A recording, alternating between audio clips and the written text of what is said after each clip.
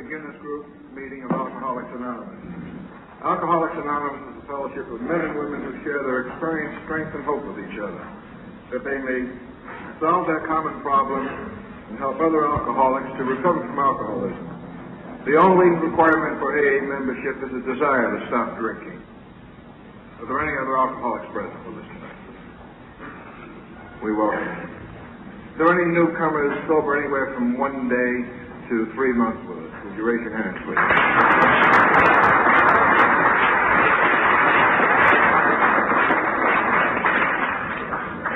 Thank you. You're particularly welcome. This meeting is devoted to a discussion of the principles of the AA program and how they work. Your leader will talk for as long as he chooses to talk and then open it up for questions. He has some written questions, and then we'll open it up to the general meeting. And your leader tonight is Alan N.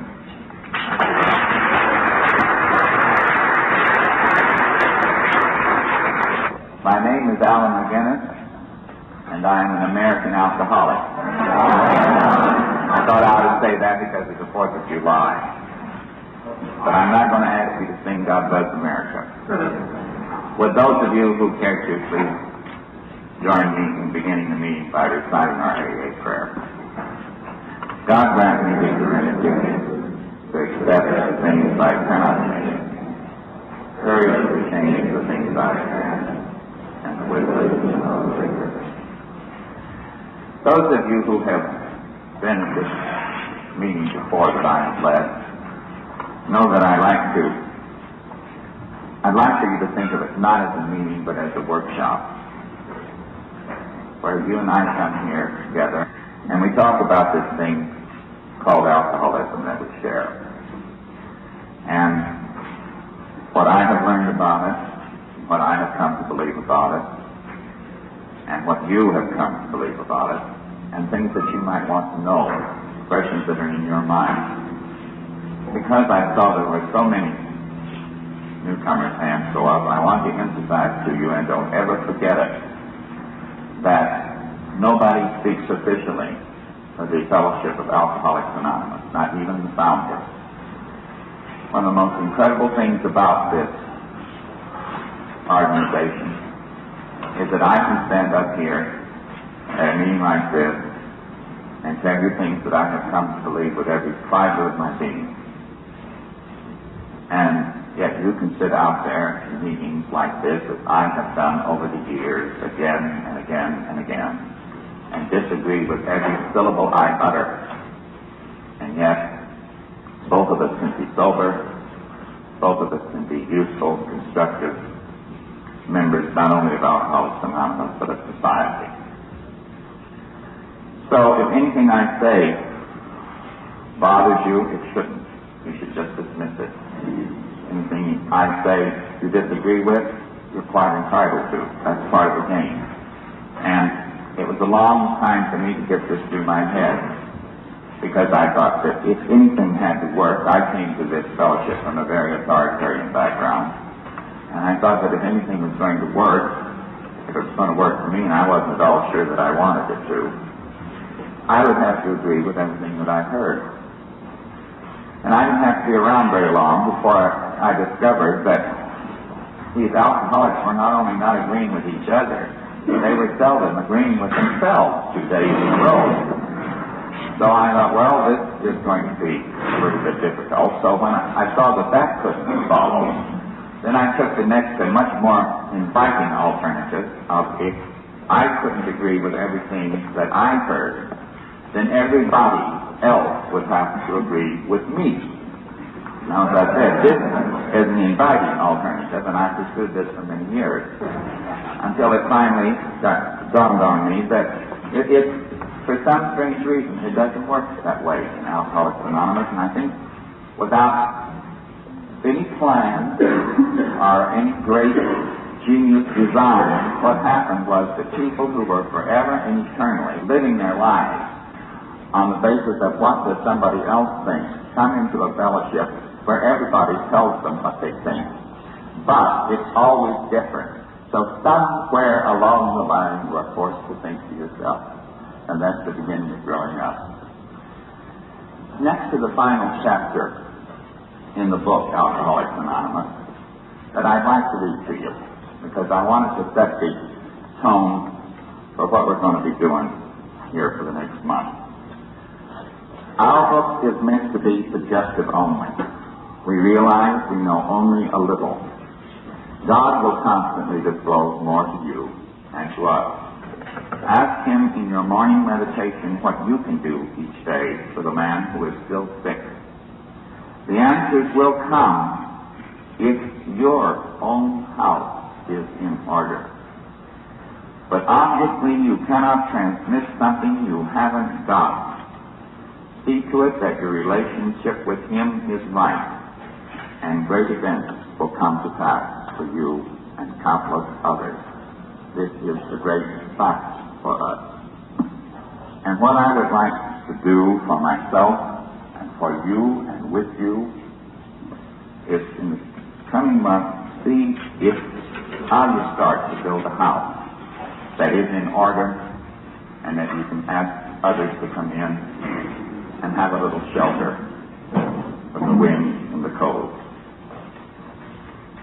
And I'm going to try to do it by reviewing in mind for you the questions that came to me after I came to this fellowship and that I had to answer. And I'd like to build these 4 talks around 4 questions.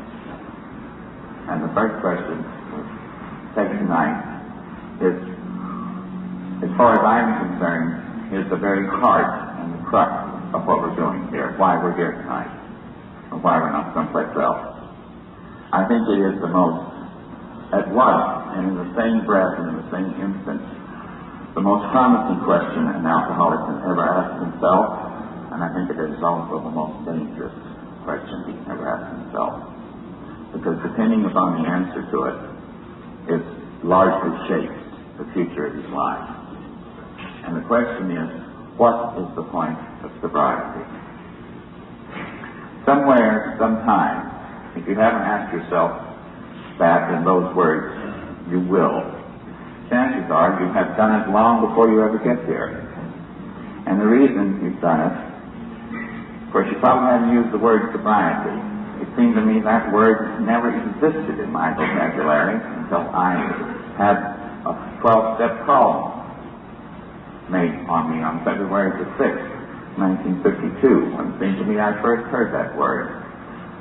And I went into a state of shock. I was already in a pretty bad state of shock because I just didn't like that word. The minute I heard it, drunk as I was, it brought a vision to my mind that has only dimly faded over the years. And that was the vision of a person who is in the pink of health, but he is dead. So what you might have asked yourself before you got here is, what is the point of my staying sober? What's the point of staying sober? Now, why would you and I look upon the mere fact of staying sober as being something so wonderful that we should have some point to it? Well, I think it's because in our culture, maybe in everybody, but certainly the only one that I know anything about from firsthand in the American culture, sobriety is considered a virtue. Even on the part of non-alcoholics, abstaining from the fruit of the vine is often considered quite a thing to do. And so if it is virtuous to do this, then it follows as the night today that A, you have to be virtuous in order to do it, and B, you should get by God a reward for it. Now, by the time the alcoholic reaches AA, this question has been burning in his mind so hard, this virtue has been held up to him as one of being of such shining dominance over all others, that he wants something pretty big to happen if he goes along with this. Now, it would be wonderful if we all discussed this from the very beginning, but apparently somehow or other we don't get around to it. That's why I'm trying to discuss it with you tonight, because I think it's where it begins, it's where it stays, and finally this way in. If the alcoholic, when he gets here, no longer can he look upon this as a virtue, no matter how difficult it might be, or how many benefits he thinks are going to accrue from it. Because after he gets here, he finds out that what he has, this virtue that he thinks is something that is done by choice, the lack of it on his part is a disease. When he isn't sober, he's sick. And he gets sicker and sicker and sicker the more he stays unsober. He's been testing it for quite a while, and he doesn't really believe the results most of the time, but I had no longer any quarrel with the results by the time I got here, so maybe I was in the minority. I don't know. I never stopped to figure out whether more people get here hating the fact that they're an alcoholic, or more people getting here kind of glad that they're an alcoholic. We hear that phrase later, I am a grateful alcoholic, and the hair stands up on some people's head when they hear that. I didn't go through any fingernail biting about whether or not I was an alcoholic at all. It just never even occurred to me to do this. By the time I got here, I and others had called myself so many other names with such deadly accuracy that the term alcoholic had a nice scientific sound. It sounded kind of upper class. In fact, it had a nice antiseptic ring to it. And so I didn't go through any of this. And then when they assured me that I had a disease, I never really paid any attention. It made no difference to me then. It makes no difference to me now that it's a disease. Because the way I felt, whatever it is, Buster, whatever label you want to put on it, whether you want to put some terrible stigma to it or some nice euphemism, whatever it is, I've got it. And I'm here not because I want to be, because others think I should be. Now I was asking myself, what is the point of sobriety? Because I had started asking, not in those words. I was always saying, well, I will stay sober. Yes. And I think that's the way we generally come to this fellowship. Most of us, I think, fall into two groups. Wish God we said this out loud, and that's why I want to bring it out loud here tonight. Because this is the way it begins, and this is the way it fails a lot of times. The largest group, I think, says, I will stay sober if I get back. Now, they have been around for a while, and they have cruised and acquired things. And they say this way down deep inside here, in the unconscious, where it really counts. They need to say this out loud, because if they said it out loud, it would sound too cracked. But they say to themselves, I will stay sober if I get back. And then there is a long list, depending upon the circumstances and the background of the individual. You can supply your own from your background and your circumstances. But they can go, I will stay sober if I get back my wife, if I get back my husband, if I get back my job, if I get back the car, if I get back the kids, if I get back my health, if I get back my self-respect, if I get back my figure, on and on and on. Now this has a very salutary effect. You can stay sober, start staying away from the first drink, and I'm going to interrupt myself right now to tell you I failed to define my terms. Because I want to forestall the tired old question that might come up of what is the difference between being dry and being sober.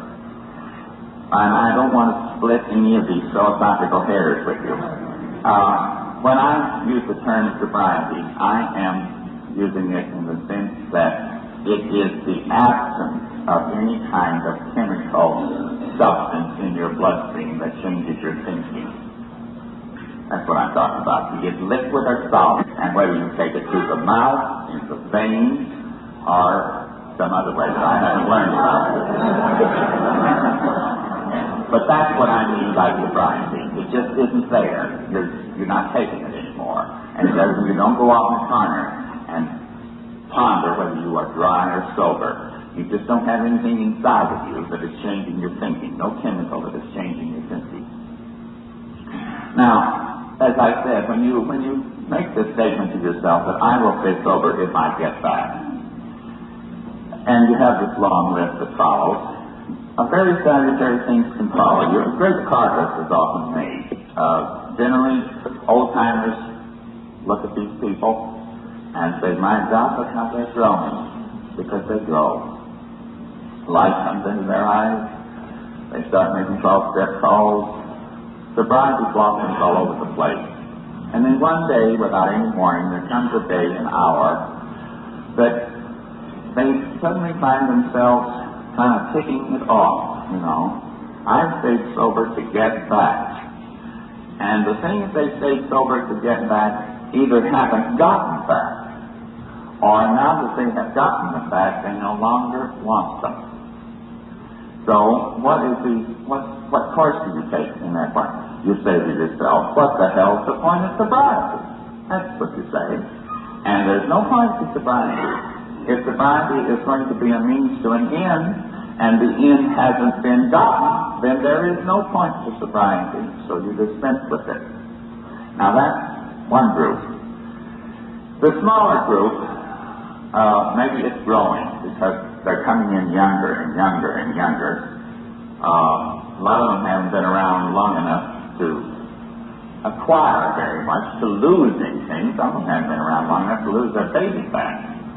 That's what they're getting in here. And they say to themselves, I will stay sober if I get.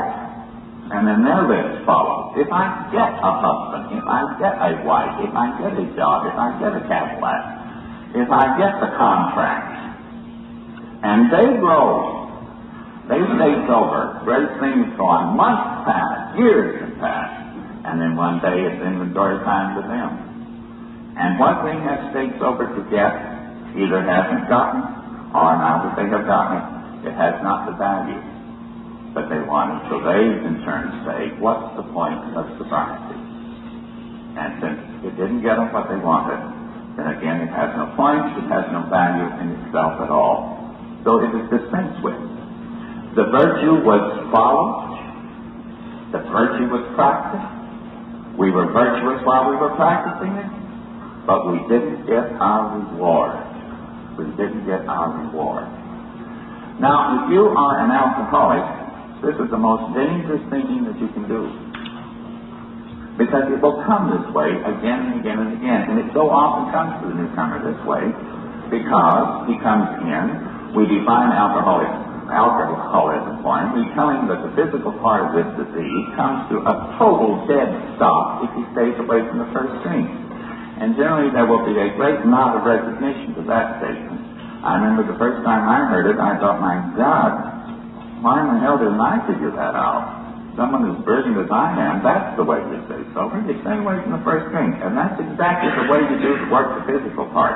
AA has no great formula or magic little kind of thing that you do in order to stay away from the first drink. You just stay away from the first drink. Do anything else that you want to.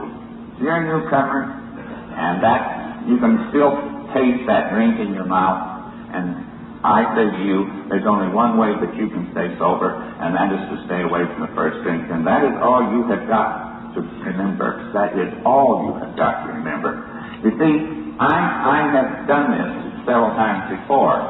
That's why I'm dwelling on this thing tonight. I leave these meetings, and then 2 or 3 o'clock in the morning I get a call. It's always nice to get a call at that hour. And generally it's on the voice on the other end. It's kind of toward the end of the second act. We haven't gotten into the third act yet, where it's really going to get tragic. We're kind of toward the end of the second act. And it generally goes something like this. Alan, I heard you talk, and I sure as hell like what you say about letting the tailgater pass. Would you tell me some more about that? And then we go on. Would you tell me some more about this? And finally I say, how long have you been sober? Oh, I haven't been sober. I'm drinking. But I sure like what you say. Well, you see,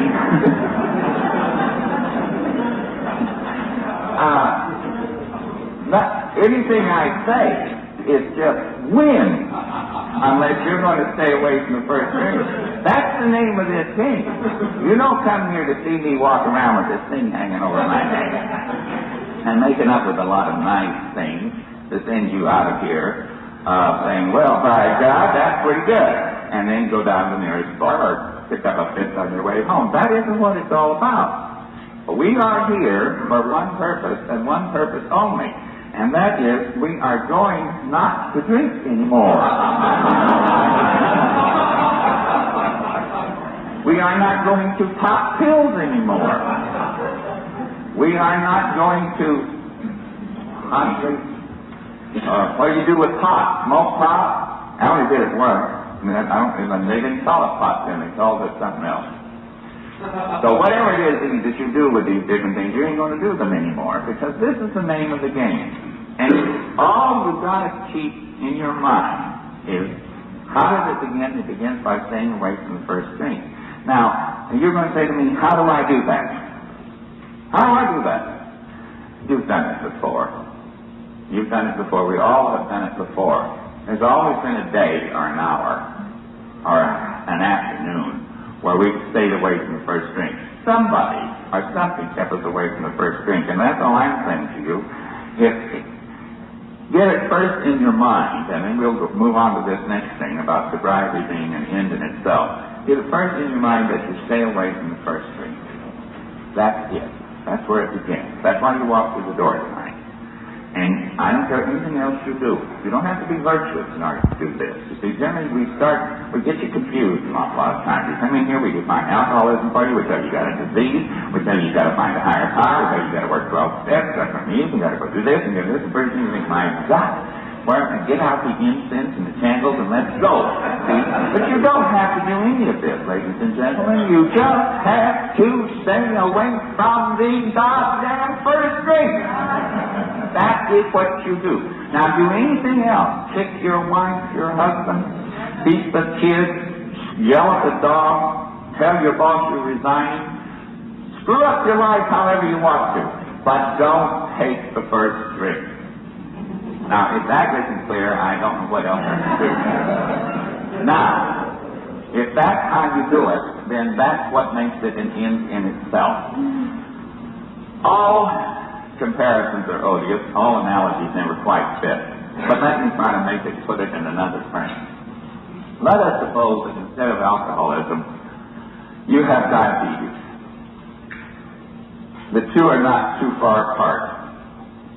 And you go to a doctor, and you're examined, and the tests are taken, and then he comes in and he says, well,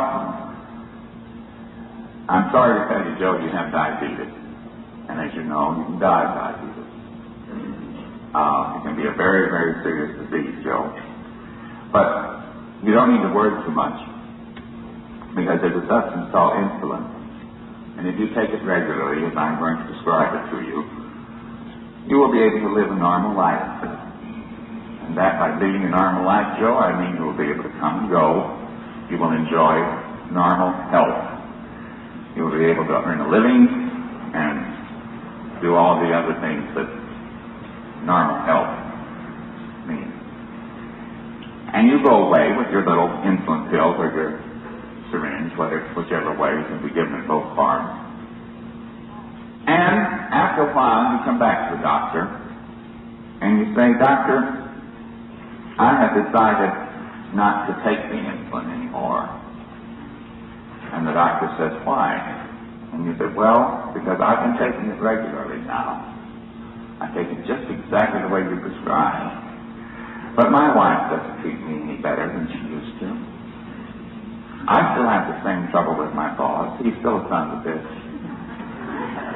My kids are driving me crazy.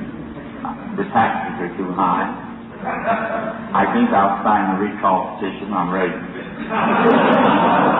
Over and over and over. Nothing has changed, doctor. Nothing has changed. So why the hell should I take the insulin? And then the doctor patiently says, Joe, you take the insulin because that way you live. that way you live. And this, for the alcoholic, whether you like it or not, you stay away from the first drink because that way you live. Now, does that mean that what I'm saying to you now is that if you continue to drink tonight, that you will die tonight? No. It's too bad maybe in a way that it isn't that way. Because my experience with progressive alcoholism is that it is fatal. But long before you die physically, everything that makes life worth living dies.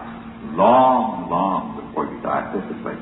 And over in the almost 16 years that I've been in this fellowship, I have had the unfortunate, sad experience of seeing many of the friends that were very close to me and whom I knew very well, that came in here and then left, and they are still drinking, and they are dying by inches.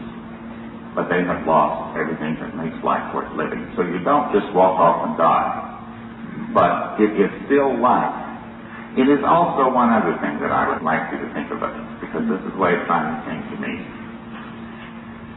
Every human being, somewhere in his life, sometime in his life, somewhere in his life, is going to have, if he is ever going to grow up emotionally, if he is ever going to accept life on its terms, if he is ever going to face and recognize reality, then he is going to have to take a stand somewhere. He is going to have to put his feet down, and what in marketing you call it positioning the product. I use that term because I happen to know about it. Engineering probably has another term that would describe it. For an alcoholic, there's a wonderful way if you've been on the run all your life, and you have if you're an alcoholic. Here is one way where you can take a stand. It's so clear-cut. A lot of non-alcoholics just as driven, just as neurotic, just as bugged, just as sure that there's no way out. They don't have a clear-cut, a place that they can put their feet down and take a stand. But you do, just as I did, and as I did one night. I put my feet down, and I said, here I will stand. Here I will stand, not take the first drink no matter what. I will expect nothing for it. I don't give a damn whether things are good or bad, whether I keep my job or lose my job, whether people hate me or love me, whether I finally flip my wig and really go insane, and the boys in the little white jackets finally come and get me and take me away. At least by God, I don't know where I am going and who is taking me. And I put my feet down. And I said, not to God, there were no tears, there were no prayers. You don't need them. You don't need them to do this. You can do it yourself. You can put your feet down and say, I may die here, I may collapse here, I may go crazy here, I may flip my wig here, but from this spot I will not retreat. You can do it. I did it.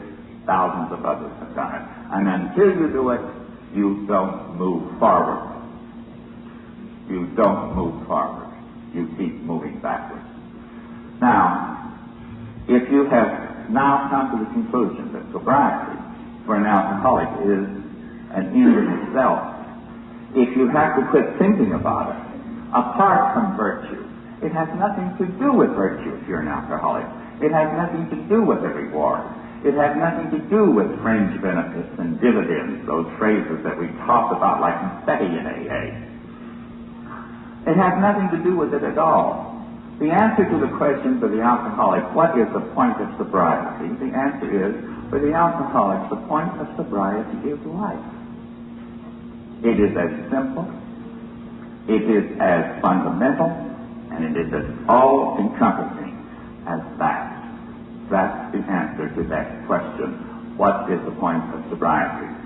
And as your days in AA lengthen, you will might often hear, remember what I'm telling you are only my opinions, but I am telling them to you very vehemently because they are my vehement opinions.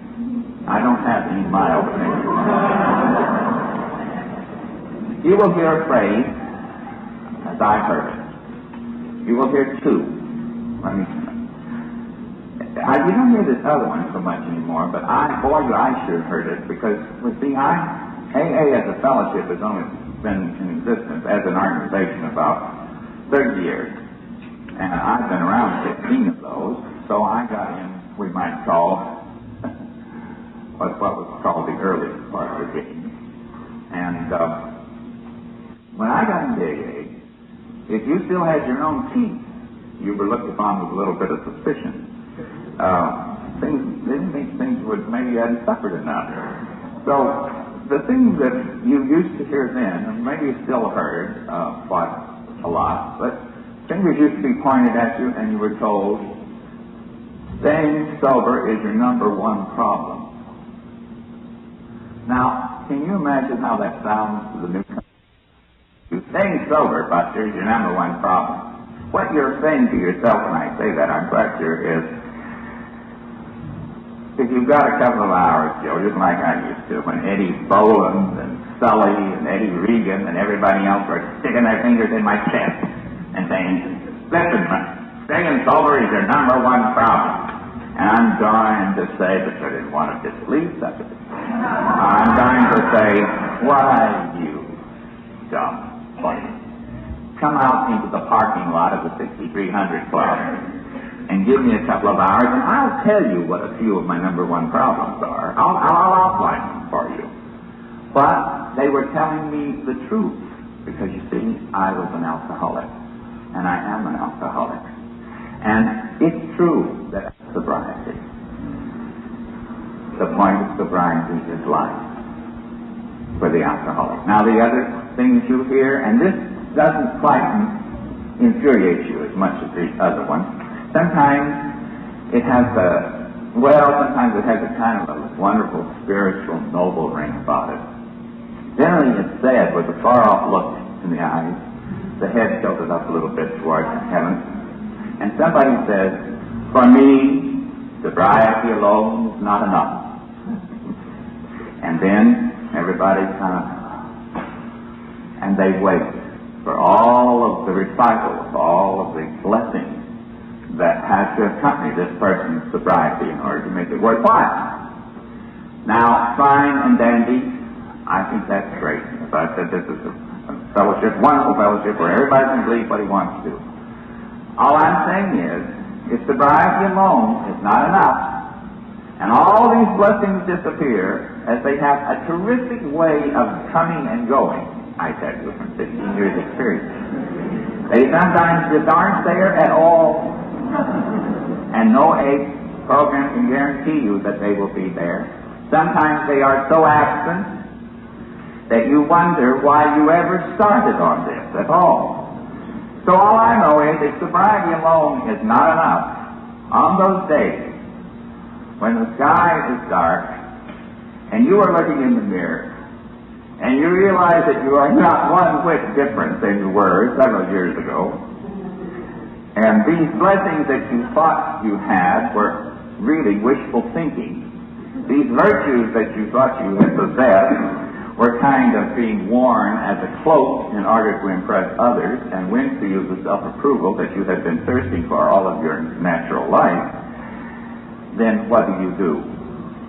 Sobriety sure as hell better be enough at that moment, or you will drink again, and you will say the fatal word. What the hell is the point of sobriety? That's the first question. I hope I've answered it, and now I will, for the rest of the session, hope that I can answer some questions of yours. We've got 35 minutes. Don't tell me I silenced you that much. Yes. The question man asked was, when I was taking the pill and the booze, I've had power, right? And I coped with reality. Now I'm sober and I'm afraid to lick postage stamps. Will there come a time when, in sobriety, when I will have the same power to cope with reality that I have when I am full of booze and pills? All right, I'm going to answer that. If you were really had power in coping with reality that you were coping with, you wouldn't have needed pills or booze. There was a gnawing fear inside of you that made you take pills and booze like it did with all the rest of us. We didn't take them because, we thought that it was just a real rah-rah thing to do. You see, if you're a very normal, well-adjusted person coping with reality and having a lot of power and getting along fine, you simply don't drink or kill yourself to death. You don't have to come to an AA meeting. So the fear that you are now feeling sober, you are feeling because the things you were doing to hide it are absent. And the whole thing that AA tries to do, and the whole goal of our therapy is to, and this is the thing we will examine in the next session, is to change the thinking, change the emotion, change the whole complex that has produced the fear and that is now besetting you. So the answer is, if you are willing to put forth the effort required, if you are willing to do the things that have to be done, then the answer to your question is yes. There does come a day, and sooner than you think, when, sober, you are able to do what you had to get drunk to do before. And since you are doing them sober, you will do them a lot better. What's the most wonderful about it, you will remember doing them.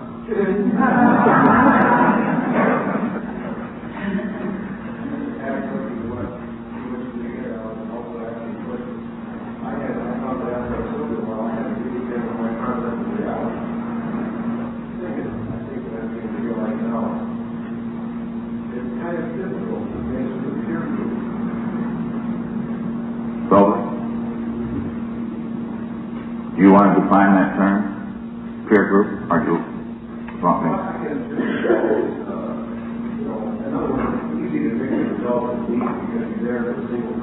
Yeah. You mean when you're going out in non-AA surroundings? Is that what you're talking about?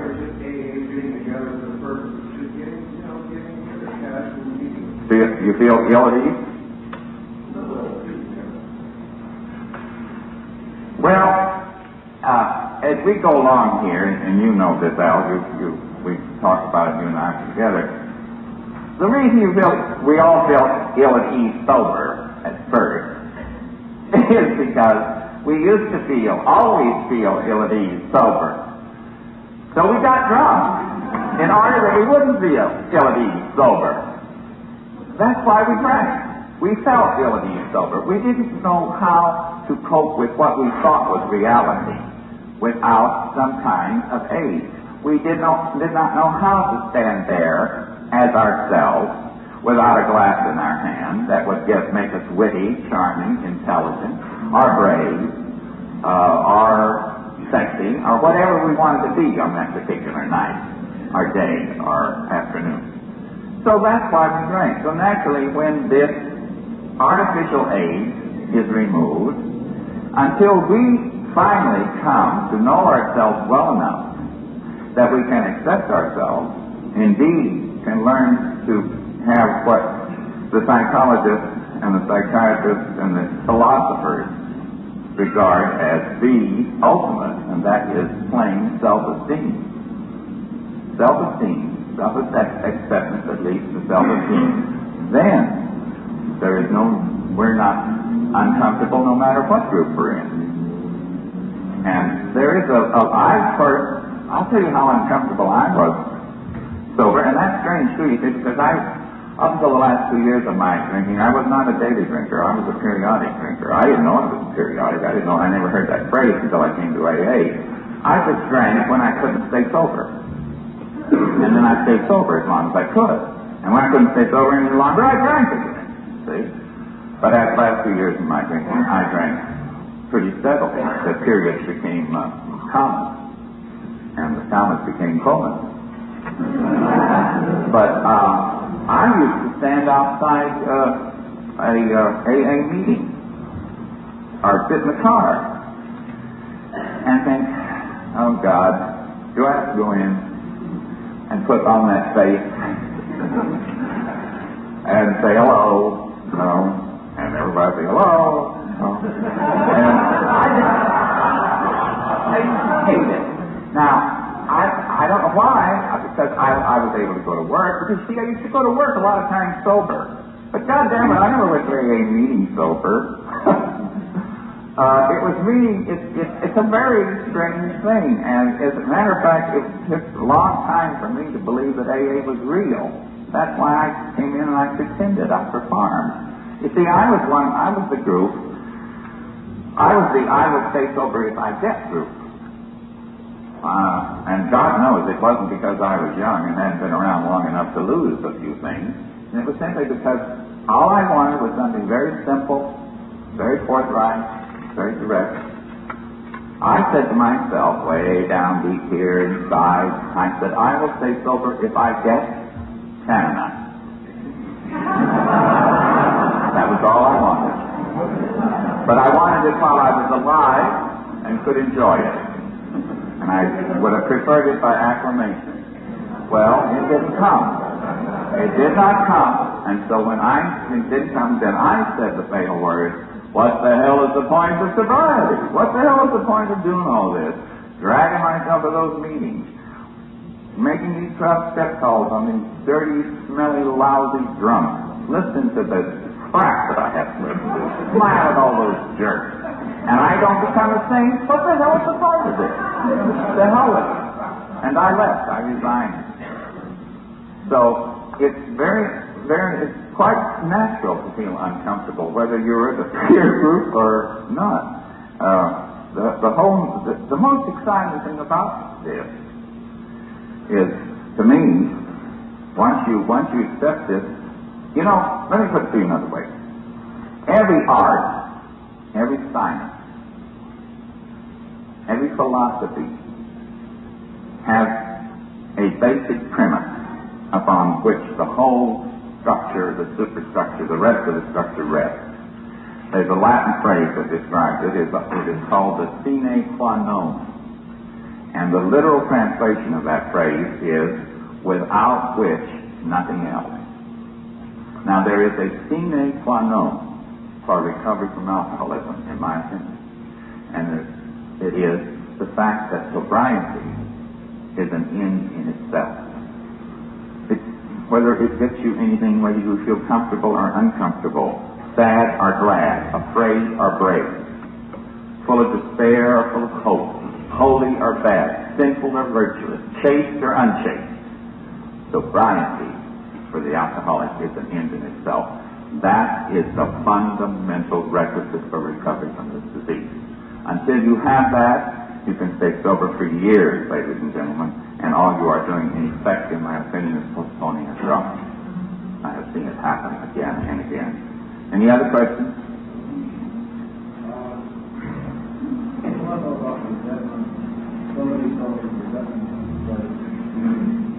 Resentment was what? How long have you been sober? 16 days. Go ahead and have resentment.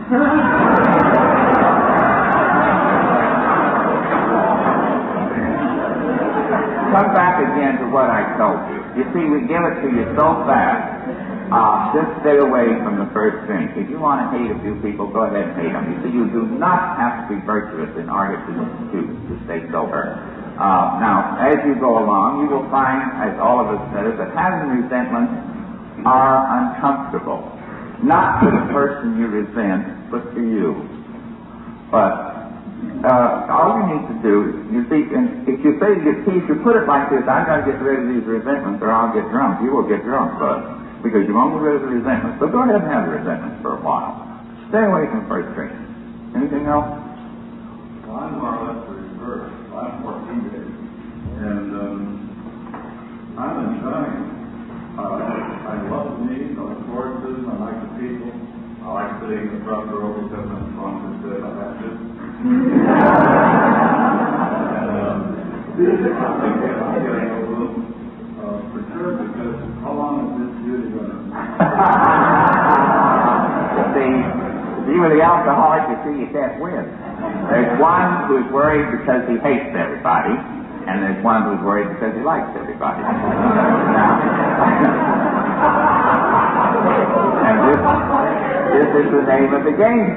See, this is the name of the game. The answer for you is exactly the answer that I gave him. If you are feeling good, enjoy it. Enjoy it. Don't question it. It'll go away in time.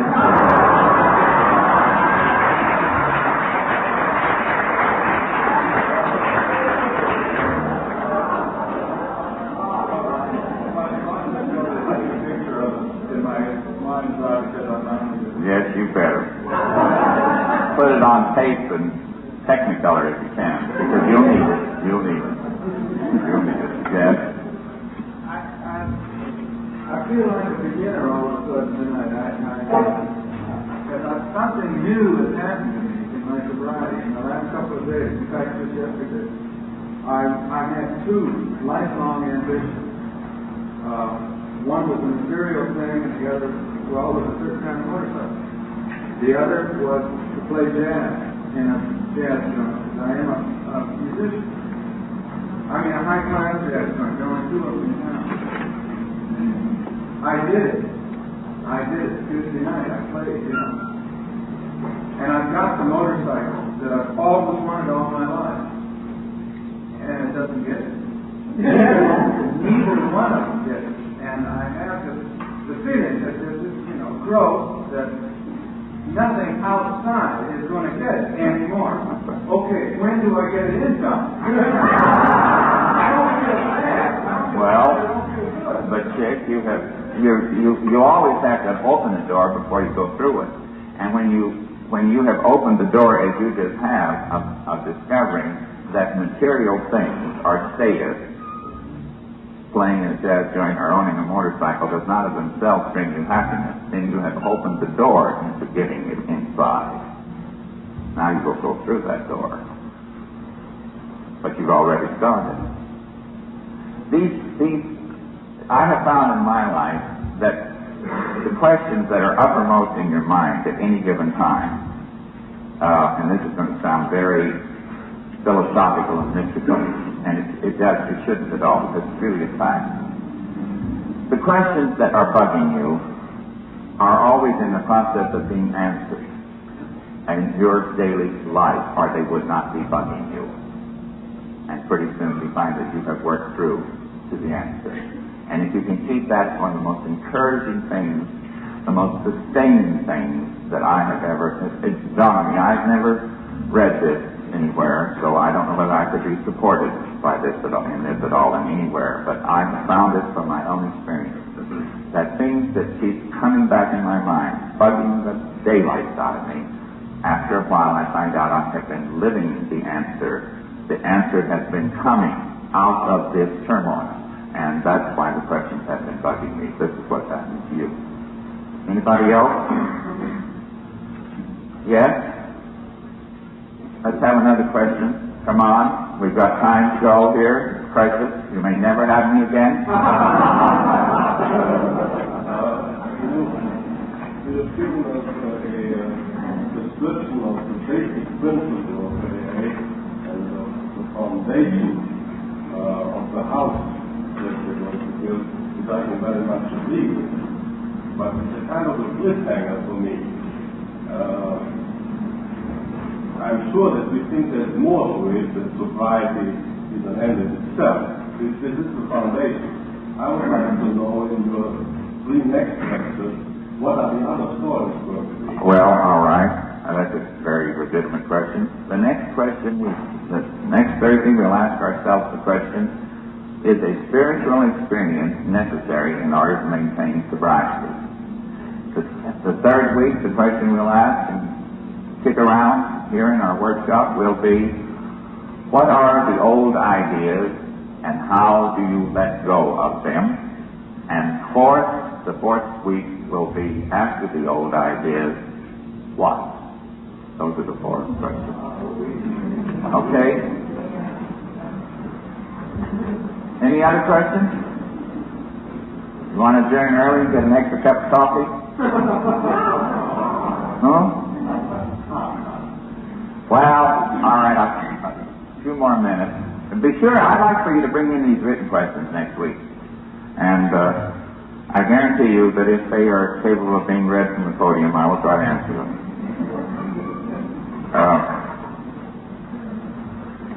Again, let's get back to the newcomer.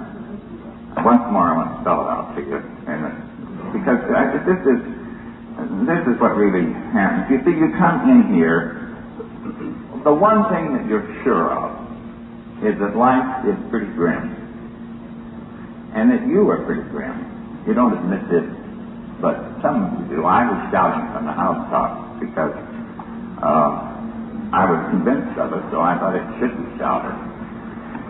And finally I realized that my drinking toward the end was merely to confirm my opinion of myself and to make it better, so that I could really stand in front of the whole world and say, you see, I always told you I was rotten, so here I am, see? Now, you come in here, life's pretty grim, and then we start talking to you, and we say, sometimes in my opinion, we get the cart before the heart. We start telling you that life can be beautiful. You don't believe it. And you think, well, this is an act, like I did when I first came. You see, my first reaction to AA was that it really wasn't real. I didn't know that at the time. I just thought, like Al said, I felt uncomfortable. I felt uncomfortable as hell. But I realized later, when I look back, that one of the big reasons I felt uncomfortable was I didn't believe in any of it. I didn't believe that the people were real. And certainly I didn't believe that what I was hearing was real. I read the book, but I didn't have any quarrel with it. I thought it was completely sound. And I think that the confusion persists because we begin to talk to you so often about things that can only begin to make sense to you after you have had a certain period of sobriety, after you have stayed away from the first thing for a certain length of time. Now, I know this is an insult to your fellowship. You think, well, what the hell is it? What? I can go to work, I earn a living, I mean, that's all very well and good. Earning a living, driving a car, and all these things that you've done over the years while you've been drinking, making money, paying the bills, or not, but let's say that you have. That has nothing to do with what we're talking about these other things that will come clear to you as sobriety. Because what we're talking to you about, that it takes a little bit of sobriety, is to begin to try to, you just try. You just try. You just start beginning to be willing to look at something you have never looked at before in your life. And that is yourself. Yourself. You have thought you have looked at yourself because you have been absolutely preoccupied with yourself. You have been sick with self-centeredness. But you've only been concerned about yourself.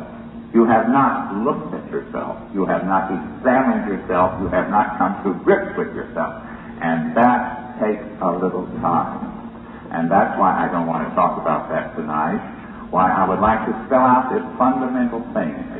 I wish I could spell it out in this detail every meeting, but it would take too much time. Stay away from the first drink. The point of sobriety is life itself. Then after that, once that condition is fulfilled, and fulfilled for itself alone, you don't fulfill it in order to see if these other things will come. You fulfill it only if you wish to keep alive. If you don't wish to live, then drink. The death will be a long time coming. It will be very messy. But if you wish to live, then stay away from the first drink. I'm going to leave it there. Thank you very much. I hope that I have helped some of you. I hope to see you again next week. God bless you.